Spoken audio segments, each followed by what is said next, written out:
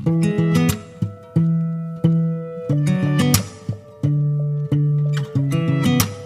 Morning. आज BA प्रथम वर्ष में हम वैदिक सभ्यता का अध्ययन करेंगे। इससे पहले हमने हड़प्पा को पढ़ा था। अब हड़प्पा और वैदिक के बीच में कैसा कालक्रम रहा, क्या घटनाक्रम रहे, उनके बारे में हमें अभी तक कोई जानकारी प्राप्त नहीं हुई है।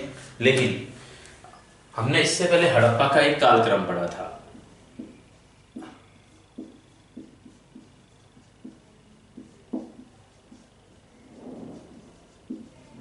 यानी हड़प्पा का जो काल निर्धारण किया था वो कार्बन 14 यानी कार्बन सी डेटिंग पद्धति से किया था। उस पद्धति के अनुसार उनका जो कालक्रम था वो था 2500 ईसा पूर्व से 1750 ईसा पूर्व तक। जबकि जो वैदिक सभ्यता का कालक्रम माना जाता है,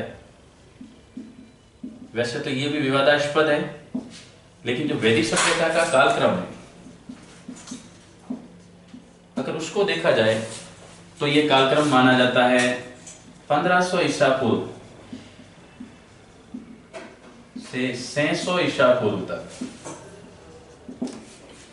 मतलब ये कि यहाँ इन 250 वर्षों के दौरान क्या चीजें हुई, क्या ऐसी परिस्थितियां रही जिससे इससे पहले की सभ्यता हड़प्पा सभ्यता का पतन हो गया था, वो सब विवादित है और ना इसके बारे में हमें कोई अधिक जानकारी प्राप्त हुई है। इसलिए कहते हैं आज हम जो टॉपिक पे अध्ययन कर रहे हैं उस टॉपिक का नाम वैदिक सभ्यता है और उसका कालक्रम निर्धारण है 1500 ईसा पूर्व से 600 ईसा पूर्व तक। वैसे वैदिक सभ्यता के बारे में जब अध्ययन करेंगे तो वैदिक सभ्यता को भी दो भागों में बांटा गया है। एक होगी आपके ऋग्वैदिक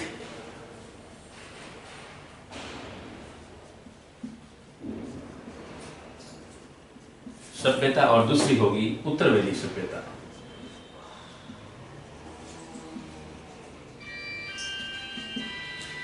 हम यहाँ दोनों सभ्यताओं का मतलब पहले ऋग्वैदिक का और फिर उत्तर वैदिक का मतलब है ना तुलनात्मक अध्ययन करते रहेंगे साथ में, ताकि दोनों सभ्यताएं कंप्लीट हो जाए। अब देखो जो ऋग्वैदिक सभ्यता है उसका जो अध्ययन है,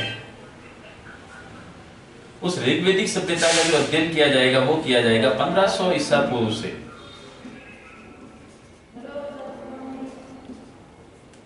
1000 ईसा पूर्व तक।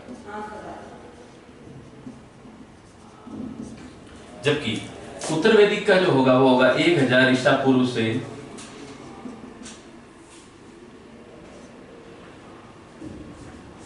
600 ईसा पूर्व तक।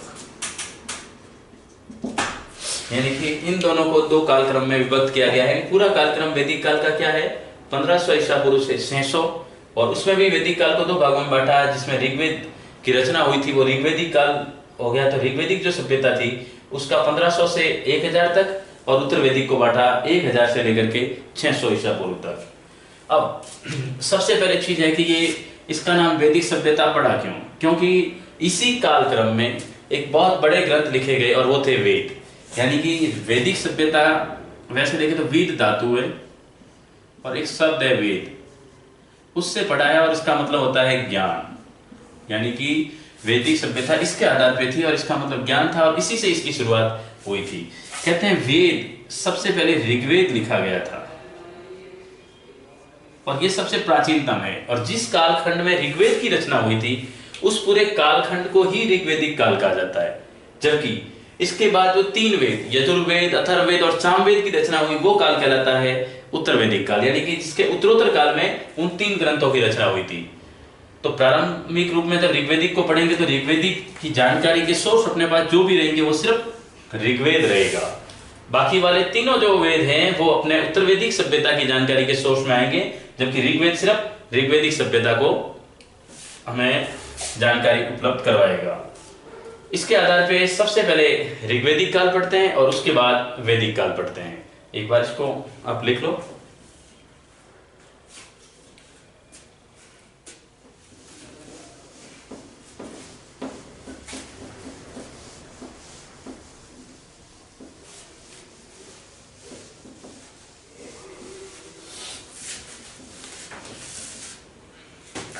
अब देखो पहले है ऋग्वेद।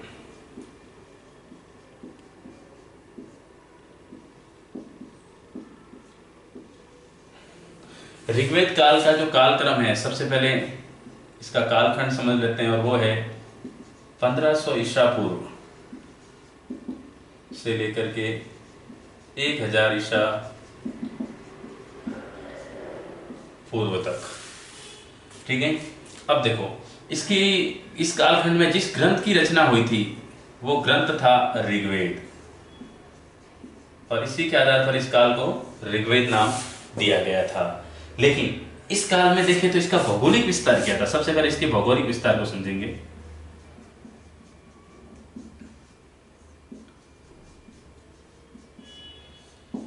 इसका जो भौगोलिक विस्तार था वो भौगोलिक विस्तार आया है अफगानिस्तान से लेकर, अगर यूं देखा जाए तो पंजाब होते हुए उत्तर प्रदेश तक था।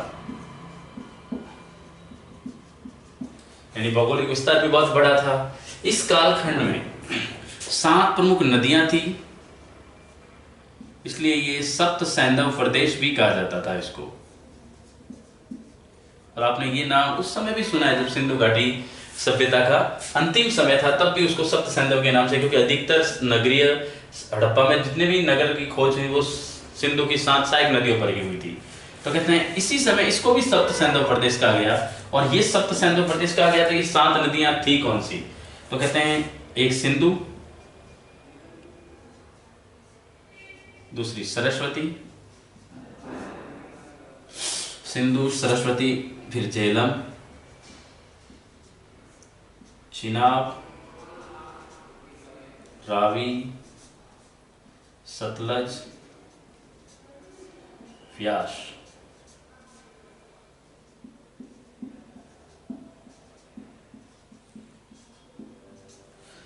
ये प्रमुख नदियां थे। अब कहते हैं कि इनके जो पुराने नाम थे उस कालखंड में ये किन नामों से जानी जाती थी? सरस्वती वैसे द्रुस्वती नदी कही जाती थी, सिंधु को सिंध नदी कहा जाता था, लेकिन ये नाम आपके जरूरी है। जैसे व्यास, उस समय व्यास विपाशा के नाम से जानी जाती थी, सतलज सतुद्री के नाम से, रावी परुष्णी के नाम से।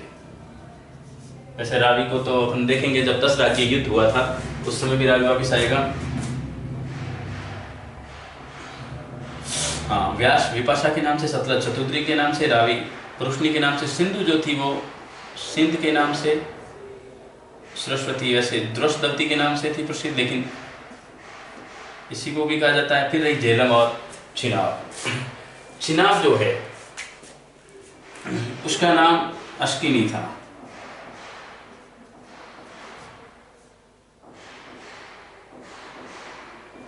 इसके अलावा अगर आपके देखें एक और नदी थी काबुल, जिसको उस समय कुंभा के नाम से जाना जाता था या कुंभ नदी के नाम से, कई जगह कुर्मू भी लिखा हुआ है। तो कहते हैं कि इसके अलावा घग्गर भी थी, लेकिन चूंकि इनका इतना उल्लेख नहीं है तो कहते हैं इन नदियों का जो उल्लेख है 7 का, उन 7 का वर्णन यहाँ आपको बताया गया है कि भाई ये किन किन नाम से कौन कौन सी नदी जानी जाती थी। इसके अलावा देखा जाए तो ये तो इसके भौगोलिक विस्तार में था। भौगोलिक विस्तार के बाद देखा जाए तो कहते हैं नई चीज पढ़ेंगे तो इसकी सामाजिक, आर्थिक और राजनीतिक स्थितियां क्या थी उसको समझते हैं एक बार।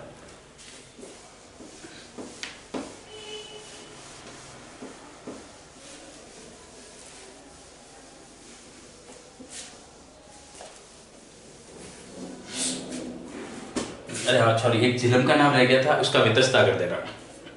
इसके अलावा आप देखेंगे तो इसका राजनीतिक स्तर क्या था। तो कहते हैं जब इसकी राजनीतिक स्थिति समझी जाए तो राजनीतिक स्थिति में इस समय 2 समितियां हुआ करती थी, सभा और समिति।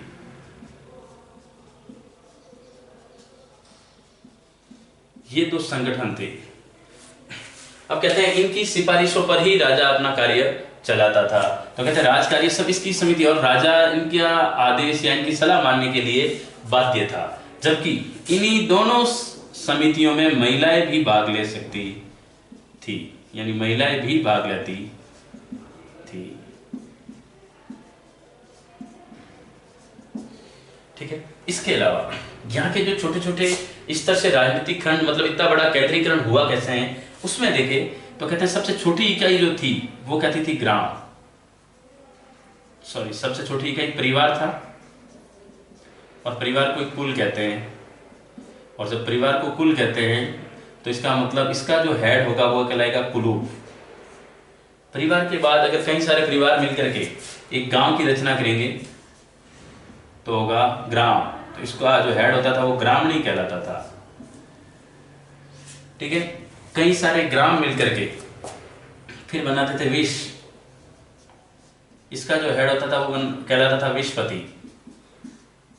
कई सारे विश मिलकर के बनाते थे जन, इसका हेड जनपति, और कई जन मिलकर के बनाते थे राष्ट्र, और राष्ट्र का जो प्रमुख होता था वो होता था राजा। यानी कि संगठन में ये इकाइयां थी राजनीतिक स्तर पर के क्या क्या चीजें हैं, और इन्हीं इकाइयों को अपन सामाजिक स्तर में भी वापस पढ़ेंगे।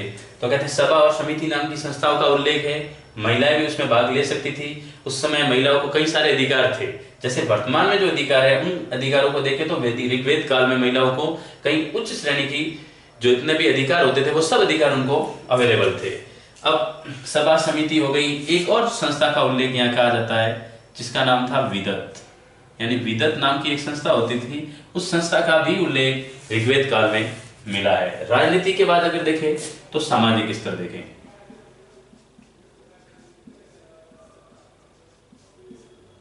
अगर सामाजिक स्तर देखने जाए ऋग्वेद काल का तो कहते हैं ये ग्रामीण सभ्यता थी। इससे पहले हमने एक सभ्यता पढ़ी थी हड़प्पा सभ्यता। हड़प्पा सभ्यता जो थी वो नगरीय सभ्यता थी, जबकि ये ग्रामीण सभ्यता थी। हड़प्पा सभ्यता का जो आजीविका का मुख्य साधन था, उनका जो मुख्य व्यवसाय था वो था व्यापार, जबकि कृषि उनका गौण व्यवसाय था। जबकि यहाँ पर जो है वो पशुपालन आ जाएगा, इनका मुख्य व्यवसाय क्या है, पशुपालन मुख्य है, जबकि कृषि इनकी भी गौण है। ध्यान रखना ऋग्वेद काल में भी लोहे का अभी तक कोई अता पता नहीं लगा था, ये उत्तर वैदिक काल में पता लगेगा लोहे की जानकारी, इससे पहले इस काल में भी लोहे का पता नहीं लगा था। तो सामाजिक स्तर में ये थी। दूसरी अगर सामाजिक व्यवस्था देखी जाए तो कहते हैं परिवार में कई सारी प्रथाएं हुआ करती थी, जैसे बाल विवाह, सती प्रथा, दहेज प्रथा और पर्दा प्रथा। इनका उल्लेख ऋग्वेद काल में नहीं मिला है। यानी ये याद रखना है कि बाल विवाह, सती प्रथा, दहेज प्रथा और पर्दा प्रथा का उल्लेख ऋग्वेद काल में नहीं मिला। इसका मतलब ऋग्वेद काल में ये चीजें नहीं हुआ करती, यानी ये चीजें बाद में आई है। इसके अलावा विधवा विवाह का उल्लेख है, यूं देखा जाए तो विधवा विवाह का यहाँ उल्लेख हुआ है, यानी विधवा विवाह यहाँ होते थे।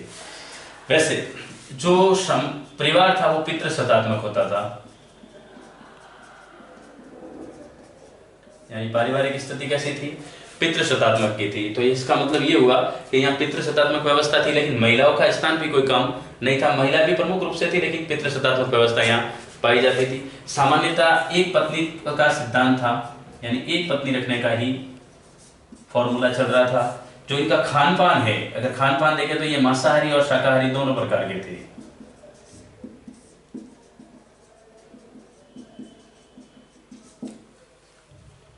अब अगर देखें इनकी धार्मिक स्थिति, इससे पहले देख लेते हैं विवाह दो प्रकार के होते थे यहाँ। एक होता था अनुलोम विवाह और दूसरा होता था प्रतिलोम।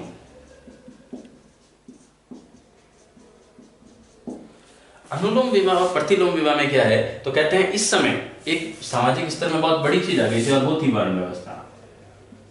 ध्यान रखना कहीं पूछा जाए तो वर्ण व्यवस्था का सबसे पहले उल्लेख जो आया है वो ऋग्वेद में ही आया है। और ऋग्वेद में 4 वर्ण वो के वही जो अपन आज दिन तक पढ़ते आए हैं, ब्राह्मण, क्षत्रिय, वैश्य और शूद्र, यानी कि 4 वर्णों का उल्लेख मिला गया था। ब्रह्मा के मुख से पैदा हुए वो ब्राह्मण, भुजाओं से क्षत्रिय, कमर से कंधा मतलब कहते हैं तो वैश्य से, और पैरों से शूद्र की उत्पत्ति हुई थी। तो कहते हैं ये 4 वर्ण व्यवस्था थी चारों प्रकार की। ऋग्वेद के 10वें मंडल के पुरुष सूक्त में इसका उल्लेख है वर्ण व्यवस्था का। लेकिन एक चीज यहाँ जानने योग्य है कि अभी तक जो वर्ण व्यवस्था थी वो कर्म पर आधारित थी, यानी जिसका जैसा कर्म होगा उस कर्म के आधार पर, यानी अभी तक जन्म पर आधारित वर्ण व्यवस्था नहीं थी। ये ऋग्वेद काल की विशेषता बता रहा हूं। तो ऋग्वेद काल में जो वर्ण व्यवस्था थी वो कर्म पर आधारित थी। अब देखो, उस समय दो विवाह थे, अनुलोम और प्रतिलोम। इसमें कहते हैं कि श्रेष्ठ जो माना गया वो ब्राह्मण को, फिर क्षत्रिय को, फिर वैश्य को और फिर शूद्र को। अब अनुलोम विवाह किसे कहेंगे? अनुलोम विवाह, देखो जब भी इन दोनों विवाह को समझना है तो आप एक स्थिति समझ लो कि पुरुष का स्थान पहले देखना है। अब पुरुष अगर उच्च वर्ण का है और महिला निम्न वर्ण की है तो वो विवाह होगा अनुलोम विवाह, यानी पुरुष उच्च वर्ण का होना चाहिए और महिला निम्न वर्ण की, तब जाकर के होगा अनुलोम विवाह। और प्रतिलोम विवाह में क्या होगा? पुरुष निम्न वर्ण का होगा जबकि महिला उच्च वर्ण की होगी। यहां सीधा उल्टा हो जाएगा, यानी पुरुष निम्न वर्ण का जबकि महिला उच्च वर्ण की।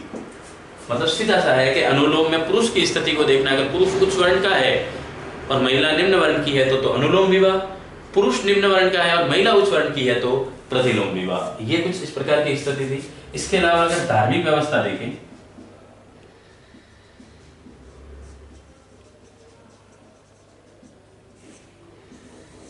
धार्मिक व्यवस्था में देखा जाए तो कहते हैं इसमें इंद्र सबसे प्रमुख देवता थे।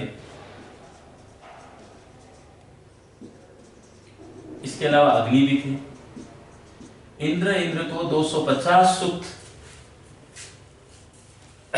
इस ऋग्वेद में 250 सूक्तों में इंद्र का उल्लेख है जबकि अग्नि का 200 सूक्तों में उल्लेख है। तो कहते हैं ये उस समय के प्रधान देवता हुआ करते थे। इंद्र को तूफान, बिजली, वर्षा और युद्ध का देवता समझा जाता था। तो कहते हैं इनका स्थान सर्वश्रेष्ठ था, यानी ये महत्वपूर्ण देवता के रूप में यहाँ स्थापित थे। इसके अलावा इसे दुर्गों का देवता यानी पुरंदर भी कहा गया है। धार्मिक व्यवस्था में ये भी था कि यहाँ महिलाएं भी, यानी महिलाओं को भी उपनयन संस्कार का दर्जा प्राप्त था, यानी महिलाएं भी उपनयन कर सकती थी, यानी उपनयन संस्कार में हिस्सा ले सकती थी। लेकिन उत्तर वैदिक काल में ये उनसे स्थान, जो इनका जो रोल था वो रोल इनसे छीन लिया जाएगा। इसका मतलब धार्मिक व्यवस्था में भी ये चीजें शामिल थी। ये एक प्रकार से देखा जाए तो अपना है ऋग्वेद काल। एक बार इसको नोट डाउन कर ले, फिर अपन उत्तर वैदिक काल पढ़ते हैं।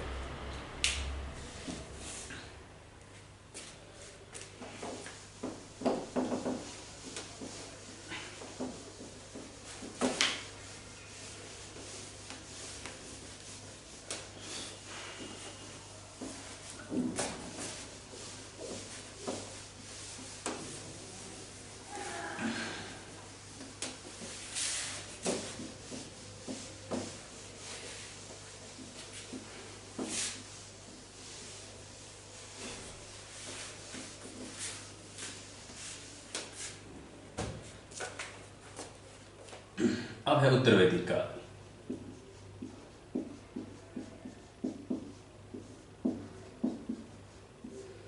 उत्तर वैदिक काल का अगर कालक्रम देखें तो पहले बताया था आपको 1000 ईसा पूर्व से 600 ईसा पूर्व तक, यह था उत्तर वैदिक काल का कालक्रम। कालक्रम के अलावा देखें तो इस समय जो प्रमुख ग्रंथ थे, यानी उत्तर वैदिक काल में जिन ग्रंथों की रचना हुई है उसमें थे यजुर्वेद,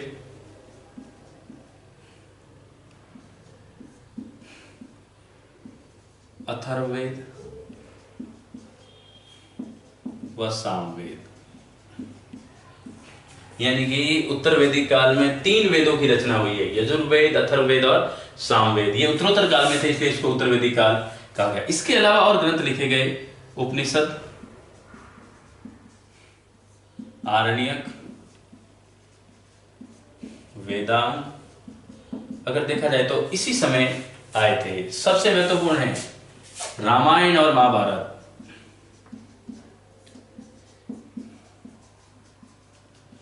यानी रामायण और महाभारत कहते हैं कि मूल रूप से इसी कालखंड के ग्रंथ थे। तो ये तो इनके वेदों के मतलब ग्रंथों के बारे में, और एक इसका कालखंड। अब देखो, अगर उत्तर वैदिक काल पढ़ रहे हैं, यानी वैदिक को दो भागों में बांटने की जरूरत क्यों पड़ी, उसके पीछे कुछ चीजें थी कि जो वैदिक काल ऋग्वेद काल में जो चीजें हुआ करती थी, ठीक थोड़ा सा परिवर्तन इस कालखंड में आ गया, इसलिए इसको उत्तरोत्तर काल में समझा, इसलिए इसका नाम उत्तर वैदिक काल पड़ा। सबसे पहले अगर राजनीतिक संगठन पढ़े,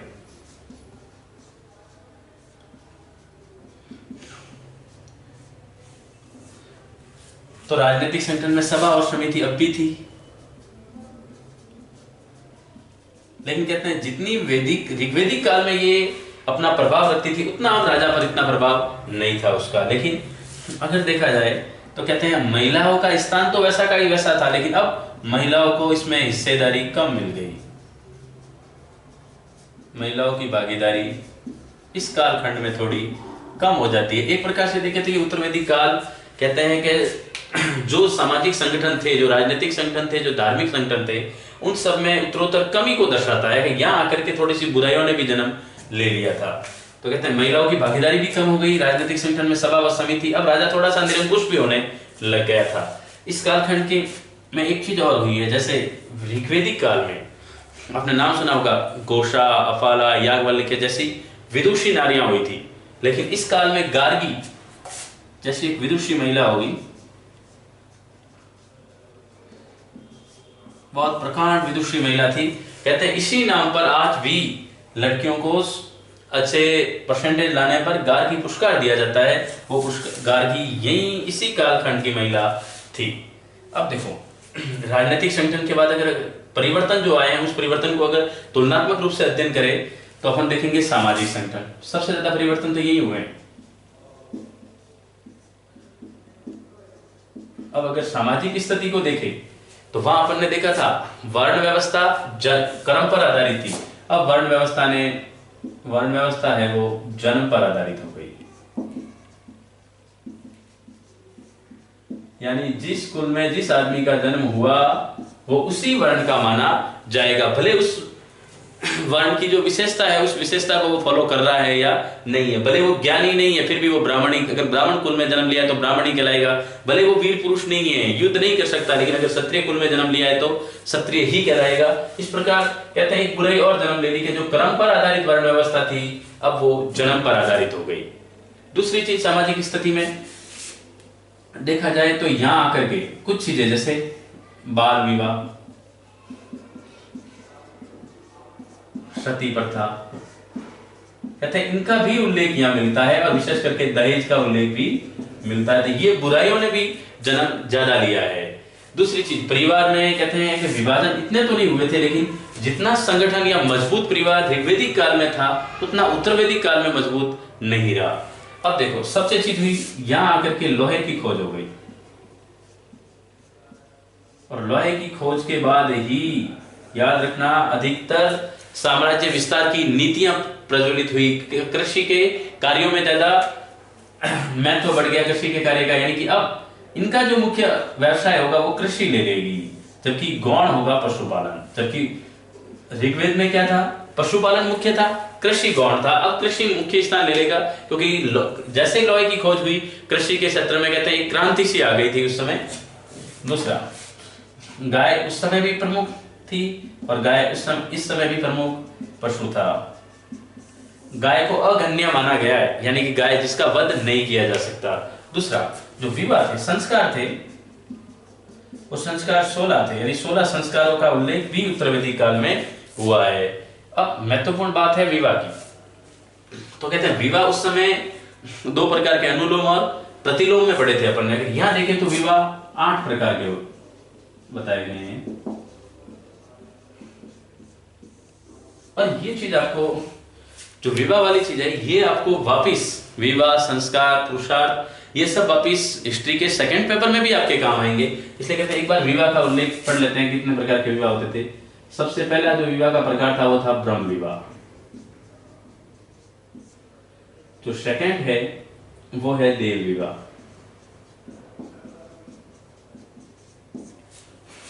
अगर देव विवाह की बात देखें,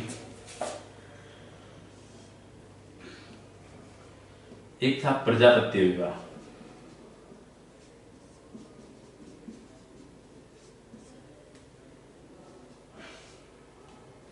एक था आर्च विवाह,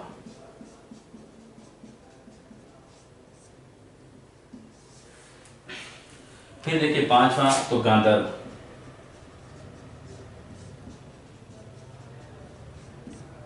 छठा आसुर विवाह,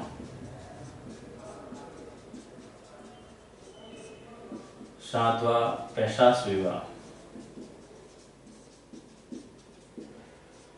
और आठवां राक्षस विवाह। तो ये टोटल 8 प्रकार के विवाह थे उस समय। अब कौन सी कंडीशन में कौन सा विवाह होता है उस चीज को भी एक बार समझ लेते हैं। इसमें देखा जाए तो जो पहले प्रारंभिक 4 विवाह है ये, और जो दूसरे 4 विवाह है, पहले वाले 4 विवाह है वो सम्माननीय विवाह माने जाते थे, उस समय उनको सम्मान ज्यादा था, मान्यता थी समाज में। जो दूसरे 4 प्रकार के विवाह है वो निंदनीय विवाह माने जाते हैं, यानी अमान्य विवाह थे उस समय। एक बार देख ले ब्रह्म विवाह क्या है। ब्रह्म विवाह वो था यानी सबसे उत्तम प्रकार का विवाह है। इसमें क्या होता था, कन्या का पिता कन्या के लिए कहते हैं योग्य वर की तलाश करके उसकी शादी करता था, तो वो था ब्रह्म विवाह। यानी योग्य वर की तलाश कौन कर रहा है, कन्या का पिता। साधारणतः ये विवाह होते थे और आज भी होते हैं। तो कहते हैं ये सबसे उत्तम प्रकार का विवाह माना गया था। इसके अलावा देव विवाह। देव विवाह में क्या था कि घर में यज्ञ अनुष्ठान करवाने वाले जो पुरोहित होते थे उनके साथ ही लड़की का विवाह करवाना, ये क्या कहलाता था, देव विवाह। तीसरा है प्रजापत्य विवाह। प्रजापत्य विवाह में चीज थोड़ी सी चेंजिंग आ गई, और ये थी कि इसमें वर है वो कन्या के पिता के पास जाकर के कन्या को मांगता था और तब उसका विवाह होता था, वो होता था प्रजापत्य विवाह। और आश विवाह वो है, आश का मतलब ऐसे पशु होता है, लेकिन उस समय जो प्रमुख पशु था वो गाय था। तो कहते हैं कि जब लड़का यानी वर या कन्या का पिता लड़के से गाय लेकर के या 1-2 जोड़ी बैल लेकर के अगर उसके बदले में उसका विवाह करे तो वो कहलाता था आश विवाह। एक बार वापस समझना डिफरेंस क्या है। ब्रह्म विवाह में क्या था, कन्या का पिता खुद योग्य वर की तलाश कर उसका विवाह करेगा, तो ब्रह्म विवाह है। देव विवाह क्या है, घर में यज्ञ अनुष्ठान करवाने वाले पुरोहित से ही लड़की की शादी करवा लेना, क्या कहलाता था, देव विवाह। तीसरा है प्रजापति। इसमें और इसमें देखना है, प्रजापत्य विवाह में फर्क ये है कि इसमें क्या है, प्रजापत्य में कि लड़का खुद लड़की के पिता से कन्या का हाथ मांगेगा और तब जाकर के शादी होगी, तो वो कहलाएगा प्रजापत्य। और इसमें कन्या का पिता खुद उचित या योग्य वर को तलाश करके शादी करता है। अब देखो आश विवाह यानी कि 1 या 2 जोड़ी गाय दे करके फिर लड़का अगर लड़की से शादी करता है तो वो कहलाता था आश विवाह। इस प्रकार ये 4 विवाह तो मान्य थे समाज में, जबकि दूसरे जो विवाह है ये अमान्य थे। क्या थे, गांधर्व विवाह, ये आजकल का प्रेम विवाह, लव मैरिज होती है, बहुत ज्यादा इसका प्रभाव बढ़ गया। ये उस समय अमान्य विवाह था। वैसे ये गांधर्व विवाह में आता है, जैसे पृथ्वीराज और स्वयंवृदा का विवाह। आसुर विवाह, देखो नाम से ही है आसुर, आसुर का मतलब सूर्य यानी देवता, आसुर का मतलब राक्षस टाइप ही है एक प्रकार का। आसुर विवाह में क्या था कि लड़की का पिता धन के बदले अपनी लड़की की शादी करवाता था, यानी कन्या से धन लिया, जिस लड़के को कन्या दे रहे हैं उस लड़के से धन लिया जाता था, तो धन के बदले अपनी कन्या का विवाह करवाना क्या कहलाता है, आसुर विवाह। आजकल ऐसी कुप्रथा भी अपने समाज में खूब है, यानी लड़कियों के जब शादी होगी तो उसके बदले में उससे रुपए लिए जाते हैं वर पक्ष से, तो वो कहलाता था आसुर विवाह। फिर है पैशाच विवाह, कहते हैं सोई हुई या जो विक्षिप्त स्त्री होती है या लड़की होती है उसके साथ सहवास करके जो शादी की जाती थी वो होता है पैशाच विवाह। और राक्षस विवाह, आप एक प्रकार से समझ लो किसी के साथ जबरदस्ती विवाह होगा, यानी किसी लड़की को उठा करके किडनैप करके किसी का अपहरण करके लेकर के जाए और उसके बाद उससे शादी करे, तो वो कहलाता था राक्षस विवाह। और ये चारों विवाह अमान्य थे, ये मान्य थे जबकि ये अमान्य थे। वापिस समझ लो ब्रह्म विवाह, योग्य वर की तलाश करके लड़की का पिता लड़की की शादी करेगा। देव विवाह, घर में यज्ञ और अनुष्ठान करवाने वाले पुरोहित के साथ ही शादी करवाना, देव विवाह।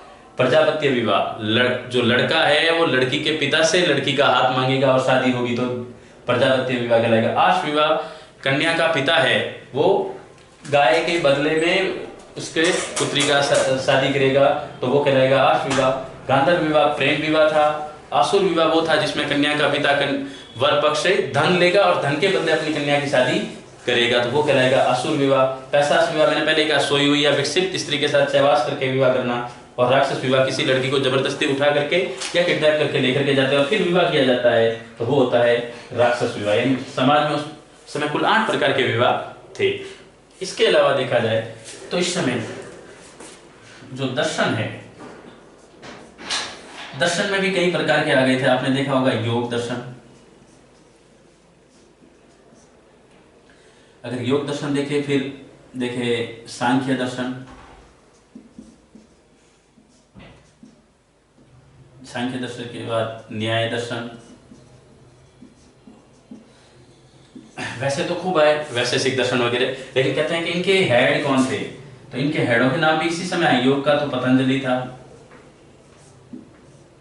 सांख्य दर्शन का कपिल था, न्याय दर्शन का गौतम था, उपनिषद का जो वर्णन है ना वो भी इसी समय का उल्लेख करता था। कहते दर्शन के बारे में भी कई सारी चीजें आई, विवाह के बारे में भी आई, सामाजिक स्थिति भी आई। तो इस प्रकार अगर देखा जाए तो कहते हैं कि ऋग्वेदिक कालीन जो सभ्यता थी उसके विपरीत उत्तर वैदिक कालीन सभ्यता में कई सारे परिवर्तन आ गए। समाज में कुछ प्रकार की बुराइयां, रूढ़िवादिता और परंपराएं भी यहाँ से प्रचलन में आ जाएगी। तो कहते हैं ऋग्वेद के बजाय उत्तर वैदिक काल में आमूलचूल परिवर्तन हुए और वो कहलाया उत्तर वैदिक काल। और जब दोनों कालखंडों को मिलाया जाए तो वो दोनों कालखंड कहलाएंगे वैदिक सभ्यता। तो इस प्रकार आज के टॉपिक में वैदिक सभ्यता में इतना ही। कल नए टॉपिक के साथ उपस्थित होंगे। धन्यवाद।